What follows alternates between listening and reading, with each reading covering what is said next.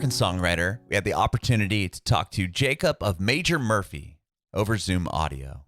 Jacob talks about being born and raised in Grand Rapids, Michigan, and how he got into music. He took piano lessons at an early age, but at 13, when his parents bought him a guitar, that's when music really clicked for him. He talked about his first bands in middle school and high school, attending college for creative writing, and how Major Murphy was formed. Jacob also tells us about the success of their first record, Number One, and their most recent album, Access.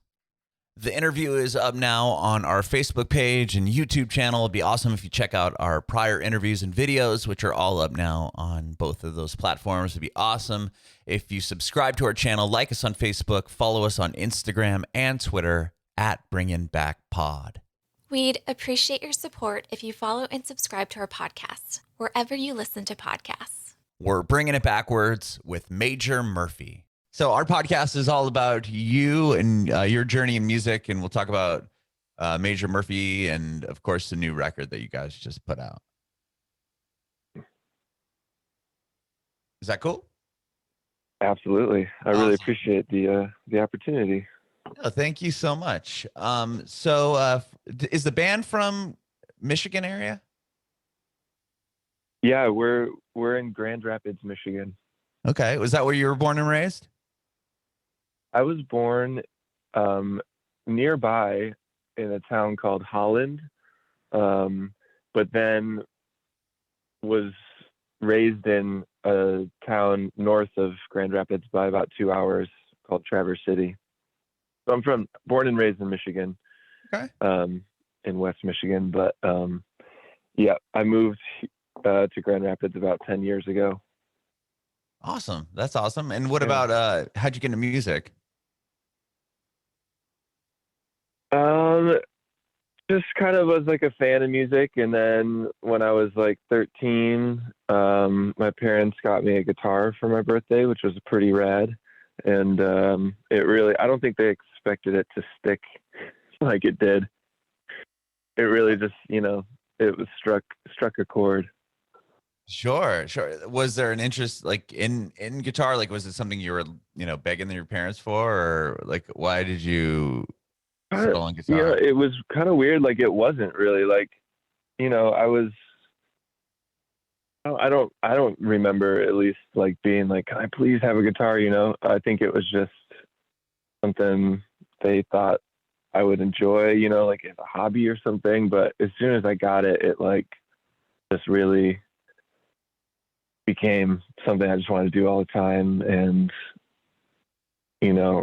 I think I saw it as a way of a vehicle to like express myself, and the songwriting pretty much started right away. That was kind of, oh, wow. Okay. What really got me. It wasn't so much like the technique and stuff I was interested in. It was just creating these spaces and making noise and putting the, structures together and stuff. That was all what excited me. Sure. Was guitar your first instrument, or were you in like piano lessons or anything like that as a kid? Yeah, I took about a year of piano lessons when I was maybe like, I don't know, maybe like 7 or so, like, and that, it was kind of like doing the like Three Blind Mice and stuff. And sure. Hot cross buns. Hot cross buns for sure. I was doing a lot of that, and I played trumpet too in middle school, and actually kind of dug trumpet and like got a little further, could like read some music, and but then at a certain point I had to choose between band and like baseball in high school. Okay. And I chose to do sports. I played golf and baseball. Those are my kind of sports I was doing. But then the guitar came in, that gave me I could go home and do guitar. But I always banged on the piano. Like, I kept playing piano after the lessons. I knew the basic chords, and I would always kind of be doing these like compositions and just holding the sustain pedal down, creating these walls of sound. Uh-huh. And I thought they were great, and my parents, I don't think they were as impressed. I was like, man, this is awesome. I don't know. I'm really good at this. Yeah. That's awesome. Yeah. But at 13, when you got the guitar, that's when you said you started writing songs right away, pretty much? Yeah, I think so. Yeah. Did you Yeah. form like a band or anything when you were in high school, or were you kind of busy with baseball and golf and everything else?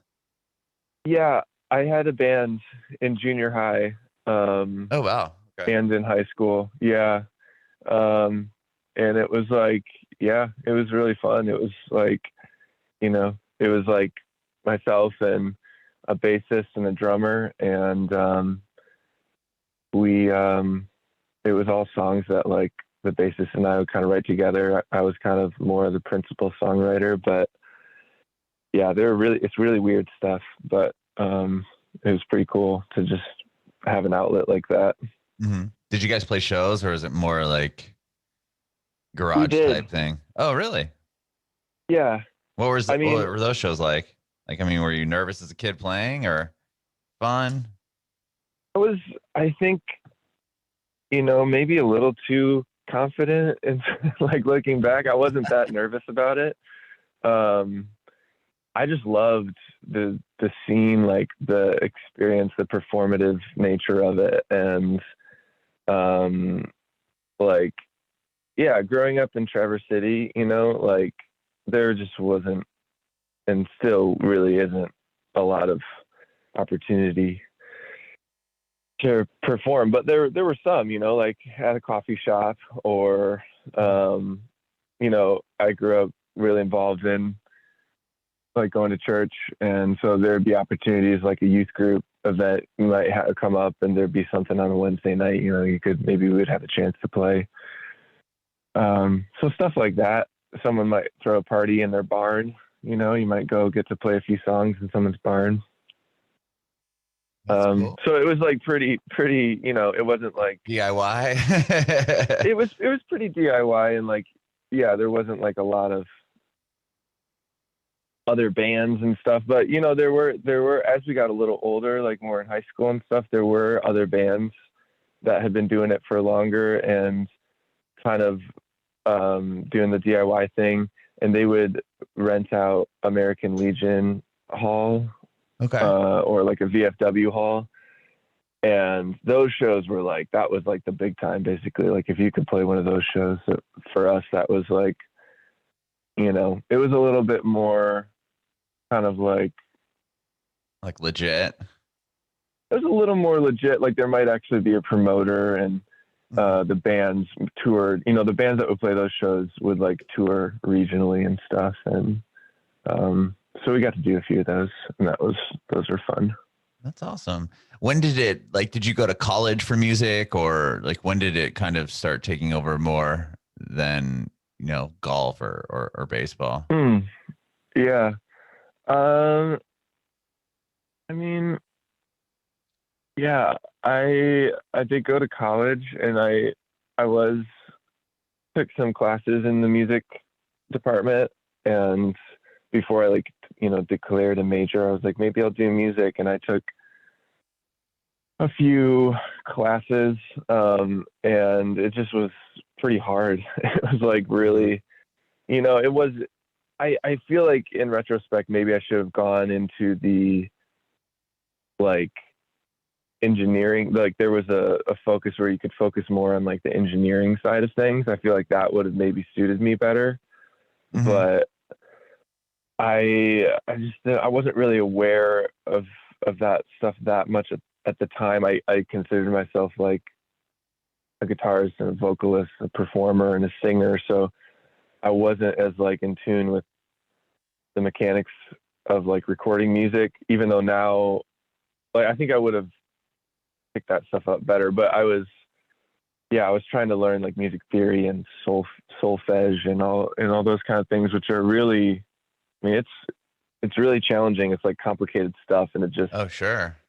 It wasn't really inspiring me. And to be honest, I didn't really want to be there in the first place. Like, I didn't want to go to school. I wanted to just keep doing my bands and doing the local shows and stuff, and just scale it up and just see where it went, but, my family was really kind of feeling insistent on like that this would be a good thing for me. And I was like, okay, whatever, I'll see what happens. And Right. so it was like they were going to pay for it anyway. So I was like, well, if it means that much to you, I guess I'll just see it through, So I didn't really want to be there anyways. And I was kind of distracted and just, just the academic thing, I just wasn't interested in at the time. And so the music department wasn't really clicking. And I ended up in the creative writing program. And I actually really liked that. I feel like once I got in there and I made a couple relationships with a couple professors that I really, really dug. And that was cool. I appreciated that. But once I got out of it, I was just like, okay, here I am back at square one. Like I moved to Grand Rapids, and that's when, I was like, okay, now I'm doing my music. And I just dove into that pretty much full time. I'm sure the creative writing helps though with your lyrics and everything else, I would assume, right? Yes. Yeah. I think that was pretty helpful. Sure. So kind of worked. In a weird way. Yeah. It didn't really get me. Yeah. Didn't go to waste. It didn't, yeah. Yeah. I guess it's hard. It's hard to look at the numbers sometimes and be like, geez, I just think about the guitars I could have bought with that money or the rent I could have paid for. And I'm like, sure. Man, but whatever. Yeah, for sure. Well, was Major Murphy happening when you were in college, or did that start after? No, that was Major Murphy didn't start until about 2015. Okay. And how did the band start? So I was after college, I was writing songs and I was kind of doing stuff under my own name, so kind of singer-songwriter stuff. And I had done like one little EP, and then I kind of wanted to start more of a band. And I had a friend from college that I was singing with, and we did an EP together. But we wanted to kind of, it was just kind of like vocal acoustic music. And then we wanted to get a drummer involved. And I had a buddy who I had met through other friends I went to school with. And he was doing open mic one night in Grand Rapids.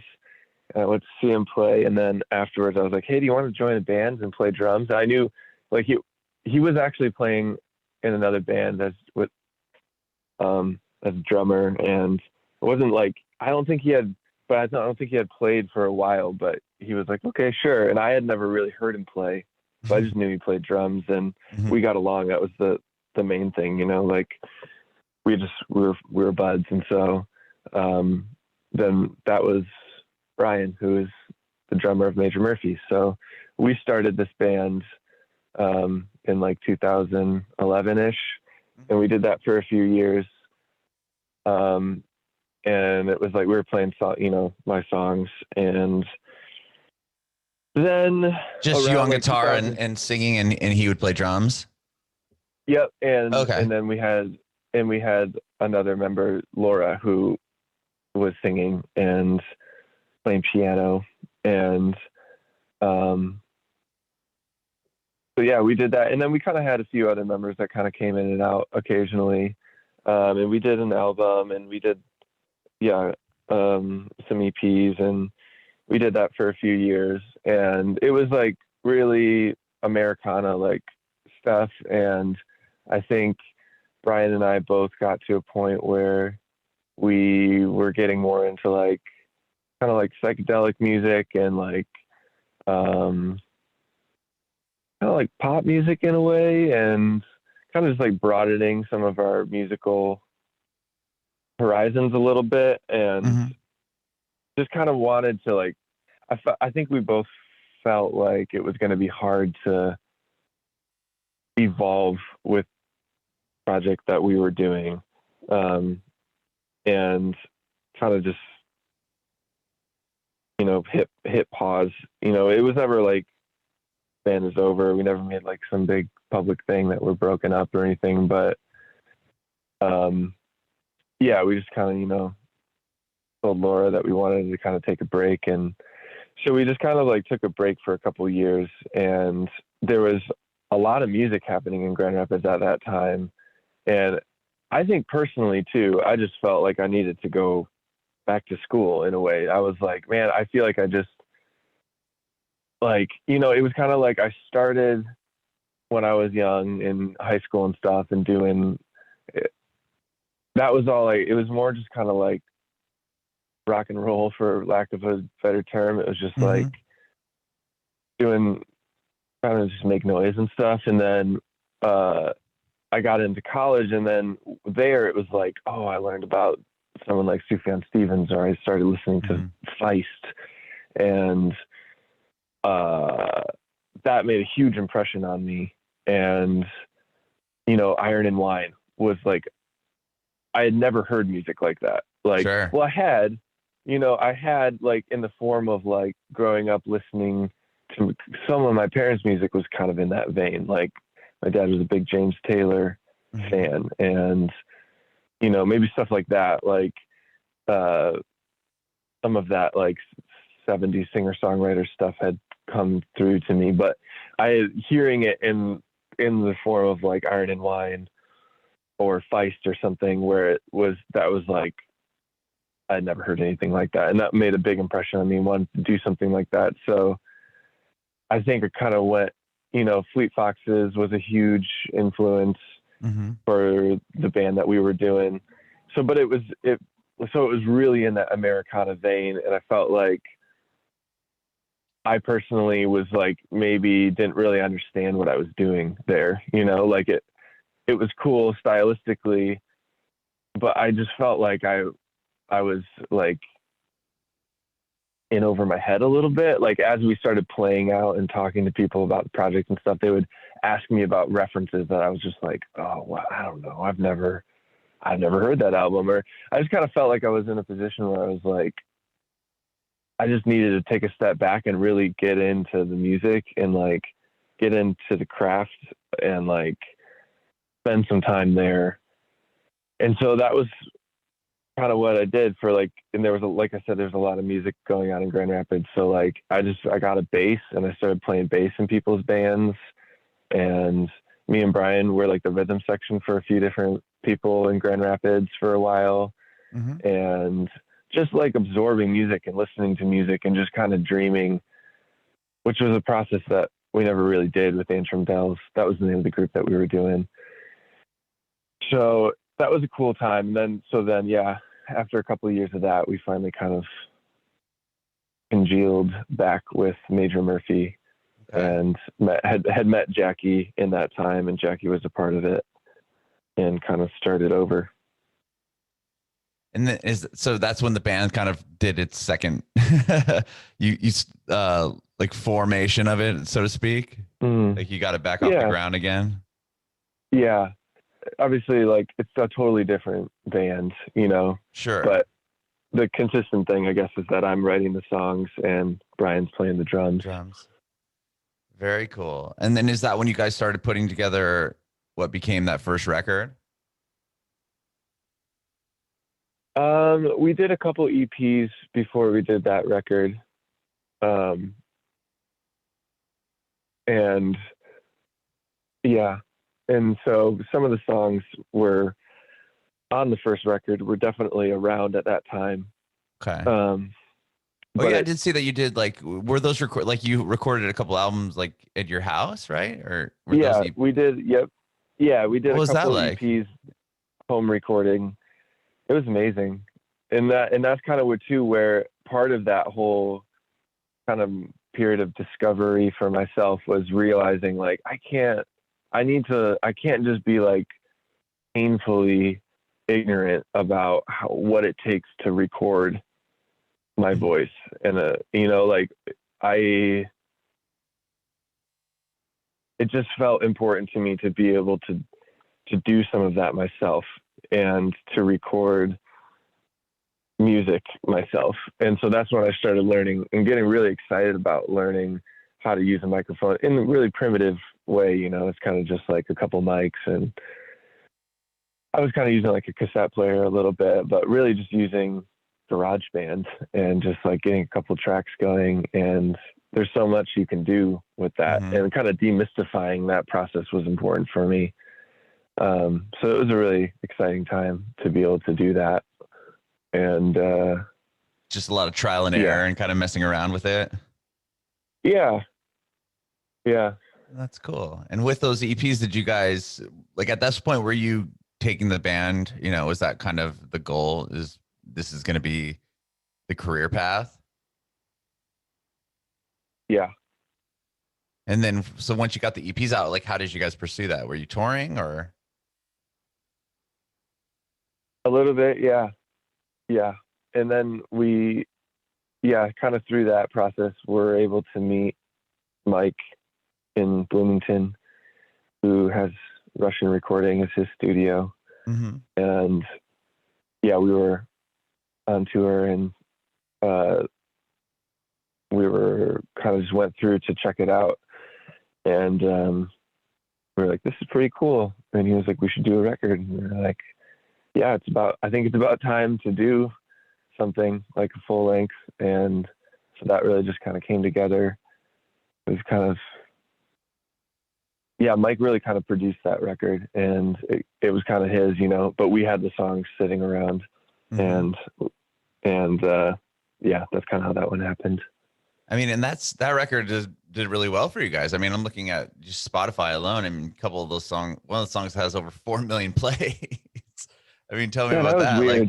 Like, how did you start seeing some success with the record?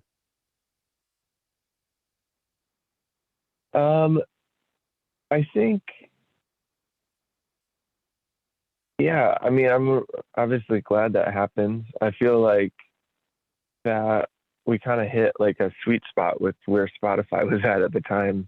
I don't think that's possible now, really, with the way that the algorithms change and everything. Like, I mean, I'm not saying I think it's a good song, but it's also kind of, you know, you just kind of hit a jackpot sometimes, or a little stroke of luck, and that song happened to get on a playlist and a couple playlists, and at the time it was possible to like rack up plays like that.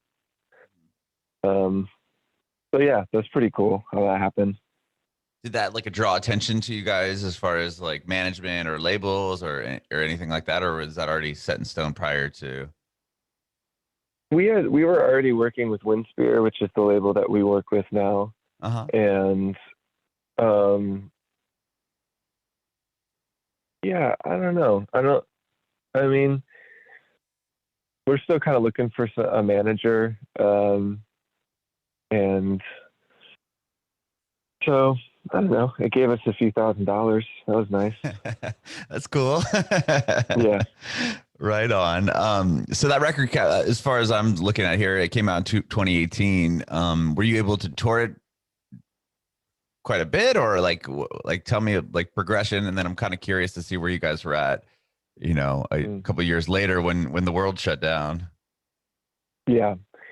You know, we've never worked with an agent. Like, we haven't found someone yet that like would, you know, that just hasn't come about for us. So for years I was doing it all myself, all the booking. And then it got to a point where it was just too much. Like, I just didn't want to do that anymore, because it's like a lot of work. Full-time job in itself, right? It's a lot. Yeah, it's a lot of work. And I just didn't feel like doing it anymore. Sure. And at a certain point too, we had done it, you know, for like, I want to say from like 2000. I mean, we were playing kind of as a band even before we were officially a band too. You know, the part of that kind of gestation period for around 2014, you know, we were playing, but it was pretty kind of like an ensemble cast of people, whoever was around. It was cool. It was really fun. We'd just do a different name every night, you know, and just rad. Just really kind of trying to embrace the kind of like obscurity of everything, you know. But all throughout that time, you know, I was doing all the booking, and so probably and then all of before that, I was doing the booking. So I had been booking shows myself for years, and so and then from 2015 to maybe 2019-ish, late 2018, I was still doing all the booking for Major Murphy. And at a certain point, you're like, we've done every bar, we've done every basement, and it's been awesome and we love it, but it's a lot of work. And it's kind of like, how many times can you play this place? And how much further apart from like the enjoyment of playing to people and the practice, you know, from a kind of career standpoint, is it moving us forward? And then there was also a certain point where like Winspear is like, stop booking these shows. Like they kind of would refuse, you know, because they were like, every time you play this bar, you know, some bigger regional promoters like, oh, they already played the market and we don't want to put them on this support tour or whatever. You know, it started like getting in at a certain into this. Yeah, we were getting in our own way, and they're starting to try to get this like strategy about things. And so that's kind of where we were at leading up to like COVID. We were really not playing as a means of hoping to play. It was kind of frustrating, if I'm honest, but I also understood, you know, like it was kind of maybe the next to be able to get us into that next echelon or whatever, you know, it was kind of what was necessary to starve the market as it was, you know. Yeah, because it's like they're not going to want to put you on the show if they think like, oh, well, then your fans might be like, well, they're going to play in like next month anyway, so we'll catch them the next time around. Exactly. Which I feel like people are now taking totally for granted. Like I've talked to other artists that it's like, I feel like once everything opens up, people are just going to be like going to every show they can, because it's like how, you know, now we all know like this could all come to a halt. You know what I mean? Oh my goodness. Yeah. It's like, okay, it's a Thursday night. Like instead of like, you know, I don't know if I feel like going out tonight. Like people are going to be like, I'm going, I don't care. I'm there. Yeah.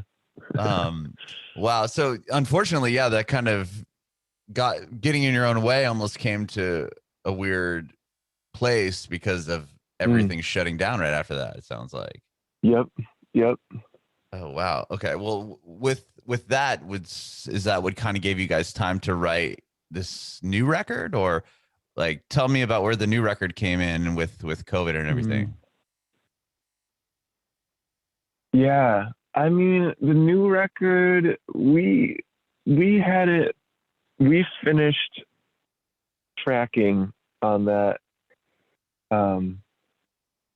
Like we did the main session was November of 2019. So we were kind of looking at 2020 as being like, I think like a lot of people, this was going to be a big year, you know, like here we go. 2020 had a great ring to it. Sure. Like, let's go. Yeah. We were gonna have this record, and we were gonna hopefully, be able to play a lot and everything. And so, it was mostly done like at the end of 2019. And then we had a few more kind of overdubs and stuff we needed to do, and we did that February of 2020. And at that point, we're like, okay, it might be like kind of towards the end of the year, but we're still put a record out this year, and it's still going to be an awesome year. We'll get some singles going, before, you know, and then maybe in the summer or something. And but yeah, that was like I said, like that was February, and then we were trying to mix it. We kind of did one mixing session at the end of February, and then the mixing session didn't go as planned. Oh, it wasn't done. It didn't have anything to do with COVID, but it was just we were trying to work with an engineer that we had never worked with before, and it just was like a kind of a miscommunication. Like it was just like it didn't really happen, you know. And so it was kind of like, dang, like okay, now what? Right. We got to try again. And then COVID hit. That was like with the session, the mixing session took place like at the very end of February. And then it was like, you know, by like March 15th or something, it was like the world was over and everything, you know, was shut down. So at that point it was like, we were kind of, that was weird. It's kind of like I guess in some ways a double whammy. Mm-hmm. In terms of like, well, it was nice to have everything tracked and to just be able to have, I'm like, well, at least we have something, you know, to like kind of keep us afloat, you know, through this. Like, it wasn't like we dropped the record in February and then it was like, well, this is over. Like, we're not going anywhere. And how are we going to record again? And so I'm glad that we had, you know, something kind of simmering like that to just chip away at. But then between, yeah, COVID kind of just slowing everything down and trying to figure out what to do. It took like about 6 more months to like finish the record. And then, yeah, so I think it was around like August 2020 that it was like kind of finally done, and then we started mastering, and then so it was like the end of July that it was like completely done. Wow. Yeah.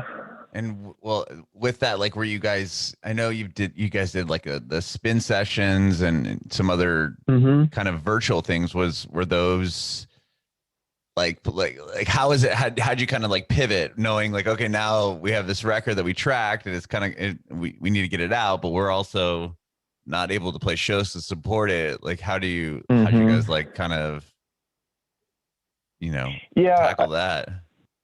Yeah. The spin session, we actually,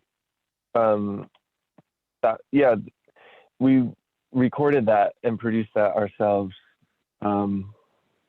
before, and then spin kind of picked it up, which was nice. Oh, that's cool. Yeah. But we did that, kind of just knowing like, we need to have just something like these are the kind of these are the kind of shows we play now. So we just kind of, we self-produced that just to have it kind of in the back pocket, and we were able to just kind of send it around, and Spin was interested in doing it. That's cool. Yeah. So you actually had that produced, and it was like, okay, now we can try to pitch this out to people to try to get, you know, the songs out there a little bit. That's smart. Totally. And then I saw that you guys also did something like about a month ago too, right? At the Wealthy Theater. That was really cool. That was really cool because that was obviously like actually in a music venue. With the spin session thing, it was more of like a kind of like ad hoc studio kind of vibe in terms of it just being like a room, and then having to do all there was going to be someone who was going to do the production, like the sound production, and then last minute they didn't work out. So like I kind of scrambled to do that myself. And so yeah, that was like, you know, you rig up all the mics, everything, and we were like monitoring through headphones. And so it was more of like a studio thing, whereas the Wealthy Theater thing is like as an actual theater venue with like stage monitors, and there was a sound guy, and like that's cool. Was that the first time you had played like a venue in probably a year, right? Yes. Yeah. Totally. Yeah. The last time that we played a venue like that was January 2020. Wow. Yeah. So over a year. And so that was really cool and really surreal too, because it was obviously empty. So that was really weird, but it was really cool to be able to feel like we were really, really doing it, and to have kind of the extra help too with the and that was and everything. And that was through the your like local radio station. It was also like an album release show, right? For you guys for the new record. Yeah, that was perfect too. Like to do something locally felt really good because throughout all of this, like all of the album rollout stuff, you know, it's like so